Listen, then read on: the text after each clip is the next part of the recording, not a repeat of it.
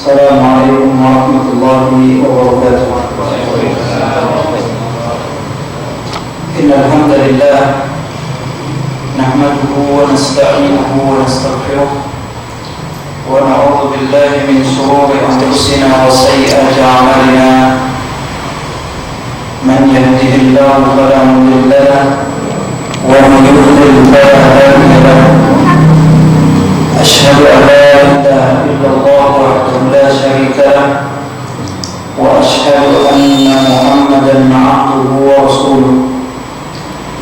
يا أيها الذين آمنوا اتقوا الله حق تقاته ولا تموتن إلا وأنتم مسلمون.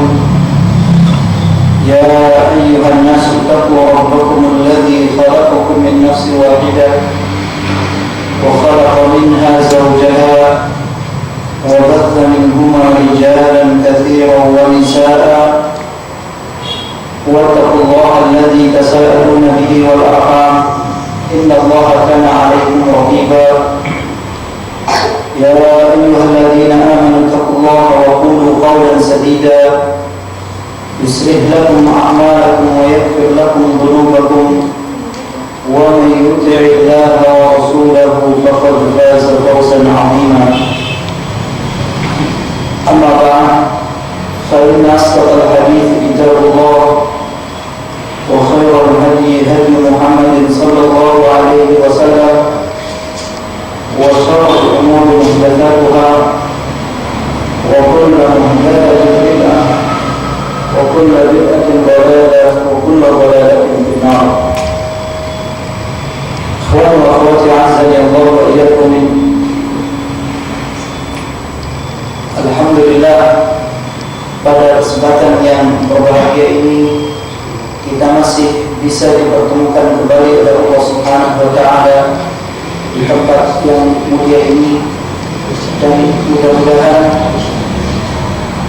amal ibadah yang kita kerjakan dijadikan sebagai amal baik dan pemberat timbangan kita pada hari kiamat nanti. Ikhwan wa akhwati azani Allah wa iyyakum, kita yang sudah hampir melalui bulan Ramadan 26 hari lamanya. Kalau seandainya kita mau melihat ulang dari awal Ramadan, apa yang sudah kita kerjakan, apa yang sudah kita lakukan dari berbagai macam amal ibadah dan ketaatan kepada Allah Subhanahu wa Ta'ala yang bisa menjadi penggembira kita, yang bisa kita harapkan bisa menjadi amal baik, dan juga bisa menjadi bakal kita kembali menghadap Allah Subhanahu wa Ta'ala. Bulan Ramadan yang dengan penuh kemuliaan, dengan penuh keberkahan, yang menemani kita siang dan malam dalam melakukan aktivitas serta amal ibadah, hampir meninggalkan kita. Bulan Ramadan sudah bersiap-siap untuk meninggalkan kita semua. Sebagaimana saudara-saudara kita yang berada di kampung, berada di jauh dari kampung halamannya, yang berada jauh di perantauannya, sudah bersiap-siap, bahkan sudah mulai mudik. Demikian pula Ramadan akan kembali meninggalkan kita. Yang menjadi pertanyaannya adalah apa yang sudah kita perbuat. Kalau seandainya kita lihat dari membaca Al-Quran, bulan Ramadan adalah bulan Al-Quran, Karena pada bulan Ramadan permulaan Al-Quran diturunkan oleh Allah Subhanahu wa Ta'ala. Di dalam surat Al-Baqarah ayat 185 Allah Subhanahu wa Ta'ala berfirman, "Syahrul Ramadan alladzi unzila fihi Al-Quran hudan lin-nasi wa bayyinatin minal huda wal furqan." Bulan Ramadan adalah bulan yang padanya diturunkan permulaan Al-Quran sebagai petunjuk bagi manusia dan penjelas dan petunjuk serta pembeda antara yang hak dengan yang batil. Al-Quran diturunkan pada bulan Ramadan sehingga Ramadan disebut dengan bulan Al-Quran. Kalau seandainya kita membaca satu hari satu juz, berarti pada hari ini kita telah menyelesaikan 26 juz. Yang kita harapkan dengan berakhirnya bulan Ramadan kita pun bisa menyelesaikan, menghatamkan bacaan Al-Quran. Dan boleh jadi ada orang-orang yang sudah berapa kali menghatamkan Al-Quran pada bulan ini dan akan menyusul khataman yang berikutnya dengan berakhirnya bulan Ramadan. Pertanyaan untuk kita, sudahkah kita menghatamkan Al-Quran di bulan Ramadan yang sebentar lagi akan meninggalkan kita? Apakah di bulan yang diturunkan Al-Quran kita tidak bisa menghatamkan Al-Quran? Kalau seandainya di bulan yang diturunkan Al-Quran kita tidak bisa menghatamkan Al-Quran, maka pada bulan apalagi kita akan bisa menghatamkan Al-Quran? Waktu yang begitu luar di bulan mulia ini Allah Subhanahu wa Ta'ala berikan kepada kita untuk dekat dengan Al-Quran, membaca dan berusaha untuk memenuhi makna dan isi kandungan Al-Quran yang bisa kita jadikan sebagai pedoman hidup. Bagaimana kita bisa mendapatkan petunjuk dalam mengarungi kehidupan dunia kalau seandainya kita tidak memahami isi Al-Quran? Dan bagaimana kita akan bisa memahami isi Al-Quran kalau untuk membacanya saja kita tidak pernah atau malas? Bagaimana kita akan bisa mengamalkan isi yang ada di dalamnya kalau memahami dan membacanya adalah sesuatu yang sangat menyulitkan bagi kita? Kalau sehari kita tidak bisa bertemu dengan Al-Quran, maka kita pertanyakan hati kita. Kita pertanyakan dosa apa yang telah kita perbuat sehingga untuk membuka Al-Quran tidak ada waktu, tidak sempat untuk membaca Al-Quran. Dosa apa yang telah kita perbuat? Hati kita menjadi kelam, hati kita menjadi hitam, sehingga untuk membaca Al-Quran kita tidak mampu, tidak bisa, tidak memiliki kekuatan untuk membuka lembaran-lembaran Al-Quran. Dan kalau seandainya kita diberikan taufik serta inayah oleh Allah Subhanahu wa Ta'ala dengan diberikan kemudahan membaca Al-Quran, maka janganlah jadikan Al-Quran di bulan ini kemudian menjadi hal yang dilupakan setelah Ramadan berlalu. Kalau seandainya di bulan Ramadan Al-Quran menjadi teman kita dalam setiap waktu, jangan kemudian setelah Ramadan berlalu Al-Quran kembali menjadi penghias pajangan lemari ataupun rak yang ada di rumah kita, yang kemudian Al-Quran menjadi sarang debu ataupun binatang. Kita pertanyakan, masih ada sisa waktu yang kita harapkan dengan sisa waktu yang ada kita bisa memaksimalkan bacaan Al-Quran, yang dimana Nabi SAW bersabda, Iqra'ul Qur'an fa innahu ya'ti yawmal qiyamah syafi'an li ashabi. Bacalah Al-Quran, karena sesungguhnya Al-Quran akan datang pada hari kiamat sebagai pemberi syafaat bagi orang-orang yang membacanya. Tidakkah kita ingin mendapatkan syafaat Al-Quran pada hari kiamat nanti? Ketika kita membutuhkan syafaat, kita membutuhkan pertolongan, kemudian Al-Quran datang dan memberikan pertolongan, memberikan syafaat kepada kita.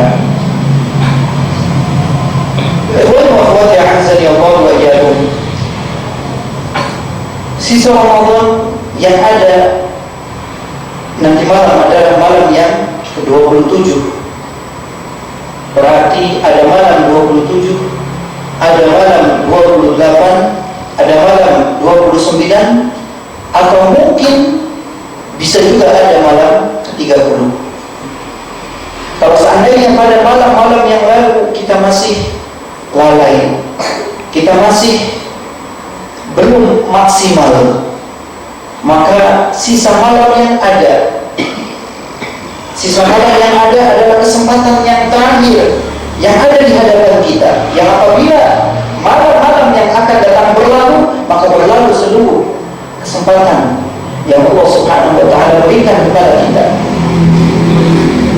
Bukankah Nabi sallallahu alaihi wasallam menjelaskan di dalam hadisnya, walillahi utaqa'u minan nar wa dzalika kulla lailah, bagi Allah Subhanahu wa ta'ala ada orang-orang yang akan dibebaskan dari api neraka, dan yang seperti itu adalah setiap malam. Setiap malam ada hamba-hamba Allah Subhanahu wa ta'ala yang akan dibebaskan dari api neraka. Kesempatan malam-malam yang akan datang adalah kesempatan pemutus apakah kita tercantum ke dalam golongan orang-orang yang akan dibebaskan dari api neraka. Kalau seandainya di awal Ramadan sampai hari ini kita masih semangat, itu masih belum menjadi penutup amalan kita. Karena Nabi sallallahu alaihi wasallam bersabda, innamal a'malu bil khawatim. Sesungguhnya setiap amalan-amalan itu tergantung dengan amalan yang terakhir. Sebaik apapun amalan yang kita kerjakan di awal Ramadan, kalau ditutup sebagai penutup Ramadan, kita menyia-nyiakan Ramadan, boleh jadi apa yang telah kita kerjakan menjadi sia-sia. Di mana ketika mendekati Idul Fitri, orang sudah mulai lalai. Orang tua sibuk memikirkan pakaian untuk anggota keluarganya. Anaknya belum dibelikan sepatu, anaknya belum dibelikan sarung, belum dibelikan pakaian, atau masih belum punya makanan, belum menyiapkan hal-hal yang sebetulnya tidak ada manfaatnya sedikit pun, baik di dunia ataupun di akhirat nanti. Karena semua itu hanyalah kebiasaan. Ada makanan kita makan, tidak ada makanan kita pun bisa tetap merayakan Idul Fitri dengan kesederhanaan. Ketika orang-orang mulai lalai di akhir Ramadan, maka kita harus ingat bahwasanya akhir Ramadan adalah hal yang menentukan.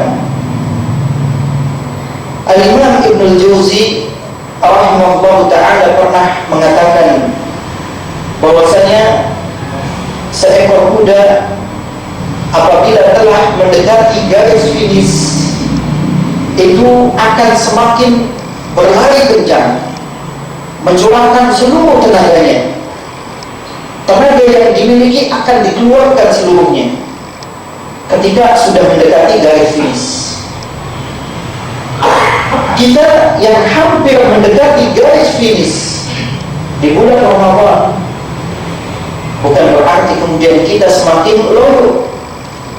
Kita harus semakin menjadi-jadi dalam beribadah. Sehingga kata beliau, jangan sampai kuda lebih cerdas daripada kita. Kuda adalah binatang, tapi memiliki kecerdasan. Apabila ingin sampai ke garis finish, akan bersungguh-sungguh mengeluarkan seluruh kemampuannya untuk bisa sampai ke garis finish. Kita sebagai manusia diberikan akal oleh Allah Subhanahu wa ta'ala.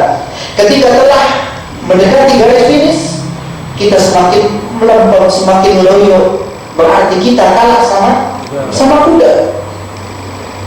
Jangan sampai kita kalah sama yang namanya kuda. Masih ada sisa 3 malam. Kalau seandainya kemarin sholat kita masih malas-malasan, sholat tarawih kita masih belum serius, qiyamul lail kita masih belum semangat, sisa malam, hanya ada beberapa malam lagi. Jangan loyo, jangan hilang semangat. Beberapa malam yang tersisa tidak akan menjadikan kita kehilangan umur, kehilangan rezeki, kehilangan kesempatan. Waktu yang kita habiskan untuk beribadah kepada Allah Subhanahu wa Ta'ala jauh lebih baik daripada waktu yang kita habiskan untuk kehidupan dunia belaka. Walal akhiratu khairul laka minal ula. Sesungguhnya kehidupan di akhirat itu lebih baik bagi kalian daripada kehidupan yang ada di dunia. Ikhwan wa akhwati azza wa jalla wa iyyakum. Nabi sallallahu alaihi wasallam sebagaimana yang diceritakan oleh salah seorang istrinya, itu Aisyah radhiyallahu anha, yang apabila telah masuk 10 terakhir, kata Aisyah radhiyallahu anha, kana Nabi sallallahu alaihi wasallam idza dakhala al-'ashr shadda mi'zarahu wa ahya laylahu wa ayqadha ahlahu. Nabi sallallahu alaihi wasallam apabila telah masuk 10 malam yang terakhir, shadda mi'zarahu, mengencangkan kain sarungnya. Yang ini merupakan sebuah kinayah kesungguhan beliau sallallahu alaihi wasallam dalam beribadah pada 10 malam yang terakhir. Bahkan dijelaskan dalam hadis yang lainnya bahwasanya Rasulullah sallallahu alaihi wasallam yajtahid fil ashr al-awakhir ma la yajtahid fi ghairihi. Rasulullah sallallahu alaihi wasallam itu bersungguh-sungguh pada 10 malam yang terakhir melebihi kesungguhan beliau pada malam-malam atau hari yang lainnya. Semakin mendekati habisnya Ramadan, semakin menjadi-jadi Rasulullah sallallahu alaihi wasallam dalam ibadah, sampai kita pun mendengar, kita pun tahu akan hadis-hadis Nabi sallallahu alaihi wasallam yang bagaimana Nabi menghabiskan malam-malamnya dengan salat sampai kakinya bengkak-bengkak. Sekarang ada orang bangga kakinya bengkak gara-gara jalan dari Jati Bening sampai Jati Negara, hanya untuk sesuatu hal yang tidak bermanfaat sedikit pun baik di dunia ataupun di akhirat. Senang, bangga kakinya bengkak untuk hal yang keduniaan. Tidak ada kebanggaan sedikit pun, tidak ada kebahagiaan dalam melakukan hal itu. Nabi SAW kakinya bengkak dengan memanjangkan sholat di malam hari.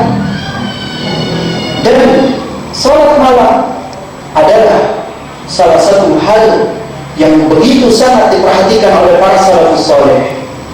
Seakan-akan sholat malam adalah jalan yang ditempuh oleh para salafus saleh. Kalau seandainya kita mengaku sebagai pengikut jalan para salafus saleh, maka ikutilah jalan mereka dengan meniti jalan yang mereka lalui. Ikhwan wa akhwat azza wa jalla, qiyamul lail adalah sebuah ibadah yang sangat agung di sisi Allah Subhanahu wa Ta'ala, yang jangan sampai kita sia-siakan di bulan Ramadan, terlebih pada malam-malam yang terakhir, yang kita harapkan kita bisa mendapatkan Lailatul Qadar, merupakan malam yang lebih baik dari 1000 bulan. Dan Lailatul Qadar tidak ada yang tahu kapan terjadinya, pada malam apa turun atau terjadi Lailatul Qadar, karena Allah Subhanahu wa Ta'ala yang mengetahuinya. walaupun telah diberikan tanda-tanda sinyal Rasulullah SAW, kapan adanya malam Lailatul Qadar. Yang Nabi SAW mengingatkan kepada kita, tahawu Lailatul Qadar fil ashr al-awakhir min Ramadan, bersungguh-sungguhlah kalian untuk mendapatkan Lailatul Qadar pada 10 malam yang terakhir. Dan dalam mereka disebutkan iltamisuha fil ashr al-awakhir, carilah Lailatul Qadar pada 10 malam yang terakhir. Dan pada malam-malam yang ganjil itu lebih dikuatkan atau bisa diharapkan. Namun yang menjadi perhatian bagi kita bahwasanya malam yang ganjil terkadang ada pada malam yang genap, dan malam yang genap justru menjadi malam yang ganjil, sehingga bukan menjadi sebuah tebak-tebakan ataupun permainan bagi kita. Ketika malam ganjil kita bersungguh-sungguh, ketika malam genap kita pun membiarkan begitu saja. Karena usaha kita untuk mendapatkan Lailatul Qadar adalah kesempatan yang terbatas. Kesempatan yang terbatas yang hanya pada malam-malam 10 malam yang terakhir. Apabila berlalu 10 malam yang terakhir, berarti berlalu pula kesempatan kita untuk bisa mendapatkan Lailatul Qadar. Dan orang yang tidak mendapatkan Lailatul Qadar, terhalang untuk tidak mendapatkan Lailatul Qadar, berarti dia termasuk orang yang terhalang dari mendapatkan kebaikan. Man hurima khairuha faqad hurim. Barang siapa yang terhalang mendapatkan kebaikan dari Lailatul Qadar, maka sungguh dia telah terhalang dari kebaikan, baik kebaikan dunia ataupun kebaikan akhirat. Oleh karena itu, sisa waktu yang ada jangan kita sia-siakan. Kita meminta kepada Allah Subhanahu wa Ta'ala agar dimudahkan untuk bisa mendapatkan Lailatul Qadar, dimudahkan untuk memperbanyak amal saleh, dimudahkan untuk bisa memperbanyak membaca Al-Quran, dipermudah untuk berbagai macam ketaatan. Karena kita harapkan apabila ibadah yang kita kerjakan diterima oleh Allah Subhanahu wa Ta'ala, maka kita akan mendapatkan kebahagiaan, baik kebahagiaan di dunia ataupun di akhirat nanti. Khawati azza wa iyyakum, yang perlu dicermati bagi para akhwat, bukan berarti ketika sedang halangan, sedang mengalami haid, dan ini adalah kodrat ketentuan Allah Subhanahu wa Ta'ala kepada para wanita yang harus ridha dengan ketentuan Allah Subhanahu wa Ta'ala, bukan berarti kemudian berputus asa untuk mendapatkan Lailatul Qadar. Kesempatan untuk mendapatkan Lailatul Qadar bukan hanya orang-orang yang berada di dalam masjid, para wanita yang berada di rumahnya ketika dia mengalami haid juga masih memiliki kesempatan untuk mendapatkan Lailatul Qadar, tatkala dia memanfaatkan malam-malam itu untuk bermunajat kepada Allah Subhanahu wa Ta'ala dengan memperbanyak doa yang diajarkan oleh Rasulullah SAW kepada istrinya Aisyah radhiyallahu anha ketika bertanya, apa yang aku ucapkan ketika aku tahu kalau ini adalah Lailatul Qadar?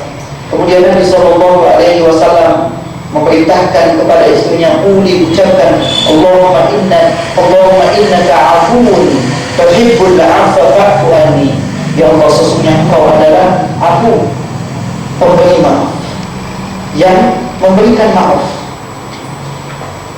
Tuhibbul afwa, dan Engkau menyukai, menyenangi, mencintai maafan, fa'fu anni, maka maafkanlah, ampunilah dosa-dosaku. Memperbanyak doa memohon kepada Allah Subhanahu wa taala yang diharapkan pada malam-malam tersebut. Dia juga mendapatkan Lailatul Qadar dengan ibadah yang dilakukan di rumahnya, berdoa, bermunajat kepada Allah Subhanahu wa taala, ataupun dengan amal yang lainnya.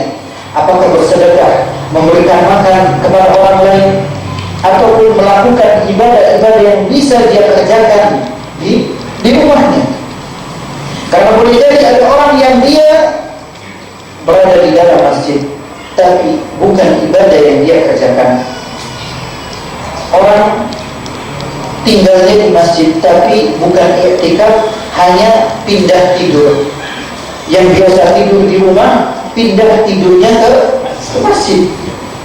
Apa yang akan dia dapatkan kalau waktunya hanya dihabiskan untuk tidur?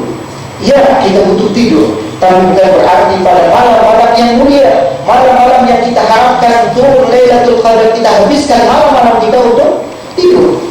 Kita butuh tidur, tapi bukan berarti kita habiskan malam kita untuk tidur. Kita tidur yang dengan tidur itu kita bisa bangun untuk melaksanakan qiyamul lail, melaksanakan salat malam, melaksanakan ibadah-ibadah yang kita harapkan bisa diterima oleh Allah Subhanahu wa taala. Ikhwan wa akhwat azza Allah wa iyyakum. Selain itu, amal-amal ibadah yang telah kita biasakan di bulan ini, di bulan Ramadan, membiasakan datang ke masjid, membiasakan untuk melakukan berbagai macam amal ketaatan, hendaknya bisa kita jaga sampai Ramadan berlalu. Bukan berarti kemudian ketika Ramadan berlalu kita pun kembali kepada asal. Allah Subhanahu wa taala berfirman, "Wa la takunu kallati naqadat ghazlaha min ba'di quwwatin ankatha." Janganlah kalian seperti seorang wanita yang mencerai-beraikan kembali kainnya setelah dia memintanya dengan kuat. Dibuat cerai-berai kembali. Yang telah dia jalin, yang telah dia buat sekuat mungkin, kemudian dia hancurkan. Orang yang telah memupuk, membiasakan ibadah di bulan Ramadan, kemudian ketika dia meninggalkan amal ibadah yang biasa dia kerjakan di bulan Ramadan, seakan-akan dia menghancurkan kembali apa yang telah dia perbuat. Ikhwan wa akhwati azza Allah wa iyyakum. Kemudian yang terakhir, bahwasanya kita yang telah dan akan berusaha sekuat tenaga memperbanyak ibadah, jangan lupa untuk selalu meminta, memohon kepada Allah Subhanahu wa taala agar amal ibadah yang telah kita kerjakan diterima oleh Allah Subhanahu wa taala. Karena perhatian para salafus salih akan diterimanya amalan itu lebih besar daripada amalan itu sendiri. Mungkin kita kuat, mungkin kita bisa beramal saleh, tapi apakah kita memiliki perhatian amal yang telah kita kerjakan diterima oleh Allah Subhanahu wa taala? Jangan dulu kita merasa bangga bisa salat malam, kita bisa membaca Al-Quran, kita bisa menghatamkan Al-Quran, kita bisa salat, kita bisa sedekah, kita bisa ibadah-ibadah yang sangat banyak, tapi kita lupa meminta kepada Allah Subhanahu wa taala agar diterima amal ibadah yang kita kerjakan. Allah Subhanahu wa taala berfirman di dalam surat Al-Baqarah, "Wa qala Ibrahim wa yarfa Ibrahim al-qawa'ida min al-bait wa Ismail rabbana taqabbal minna." Syekh bin Baz rahimahullah taala ketika membaca ayat ini beliau menangis, bahkan lebih dari 5 menit beliau menangis ketika membacakan ayat ini, dan beliau tidak lebih mengatakan bahwasanya ini adalah perintah yang khusus kepada hamba yang khusus dengan amalan yang khusus di tempat yang khusus. Nabi Allah Subhanahu wa taala, Nabi Allah Ibrahim dan Ismail alaihi salam melakukan amal meninggikan bangunan Ka'bah yang menjadi kiblatul muslimin, menjadi kiblat kaum muslimin. sebuah amal yang sangat agung. Belum tentu kita bisa melakukan amal sebesar itu, meninggikan bangunan Ka'bah, amal yang sangat besar. Di mana dilakukan? Di tanah yang suci, di kota yang suci, di Mekah, bumi pilihan Allah Subhanahu wa Ta'ala. Amalan yang istimewa, yang mengerjakan adalah hamba-hamba Allah Subhanahu wa Ta'ala yang istimewa, di tempat yang istimewa, namun masih saja katakan Rabbana taqabbal minna, ya Allah, wahai Rabb kami, terimalah amal ibadah kami. Lalu siapa kita?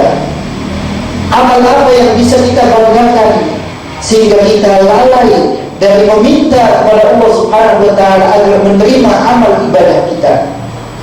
Kita boleh bangga dengan amal yang kita perbuat, namun jangan lupakan bahwasanya diterima atau tidaknya amal adalah hak Allah Subhanahu wa Ta'ala. Tak kala kita berusaha sekuat tenaga dengan keikhlasan dan mengikuti apa yang telah dicontohkan oleh Nabi SAW, maka mintalah, berharap kepada Allah Subhanahu wa Ta'ala amal ibadah yang kita kerjakan bisa diterima oleh Allah Subhanahu wa Ta'ala. Mudah-mudahan Allah Subhanahu wa Ta'ala menerima seluruh amal ibadah kita, salat kita, puasa kita, seluruh amal ibadah yang kita kerjakan selama ini diterima oleh Allah Subhanahu wa Ta'ala. Mungkin ini saja yang bisa kami sampaikan, kurang lebihnya saya mohon maaf. Subhanakallahumma rabbana wa bihamdika asyhadu an la ilaha illa anta astaghfiruka wa atubu ilaik. Wa sallallahu ala nabiyyina Muhammad wa ala alihi wa sahbihi wa sallam, wa akhiru da'wana alhamdulillahi rabbil alamin. Wassalamu alaikum warahmatullahi wabarakatuh.